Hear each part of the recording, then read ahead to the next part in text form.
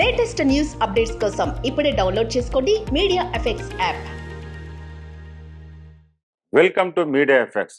నకిలీ సిమ్ కార్డులు, సైబర్ మోసాలు ఇటీవల భారీగా పెరిగిపోతున్నాయి. ఇతరుల ఐడి ప్రూఫ్లతో సిమ్ కార్డులు తీసుకుంటే నేరాలకు పాల్పడుతున్న కేసులు భారీగా పెరుగుతున్నాయి. ఇలాంటి వాటికి చెక్ పెట్టేందుకు కేంద్ర ప్రభుత్వం సిద్ధమైంది. ఇందులో భాగంగా టెలికాం రంగంలోని కొత్త నిబంధనలు అమలులోకి తీసుకురానున్నాయి. ఇకపై కొత్త సిమ్ కార్డు తీసుకోవాలంటే ఖచ్చితంగా కొన్ని నియమ నిబంధనలు పాటించాల్సిందని చెబుతున్నారు.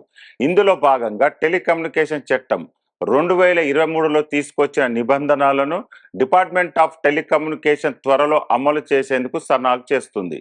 ఈ విషయంపై డాట్కు telecom regulatory authority of India గతంలో సిఫార్సు చేసింది. ఈ మార్పులు లోక్సభ ఎన్నికల తర్వాత అమలులోకి తీసుకురావాలని భావిస్తున్నట్టు తెలుస్తుంది.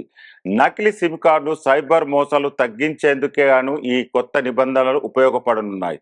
ఈ నిబంధనల ప్రకారం ఇకపై కొత్తగా ఎవరైనా సిమ్ కార్డు తీసుకోవాలనుకుంటే తప్పనిసరిగా బయోమెట్రిక్ గుర్తింపు ఉండాల్సి ఉంటుంది. యూజర్ల నుంచి సమాచారాన్ని సేకరించే క్రమంలో ఎలాంటి పొరపాట్లు తావు లేకుండా టెలికాం కంపెనీలకు స్పష్టమైన మార్గదర్శకాలు జారీ చేయనుంది. వీటితో పాటు స్పెక్ట్రమ్ కేటాయింపులు, శాటిలైట్ కమ్యూనికేషన్ సంబంధించిన నిబంధనలు తీసుకొచ్చేందుకు సన్నాహాలు చేస్తున్నారు.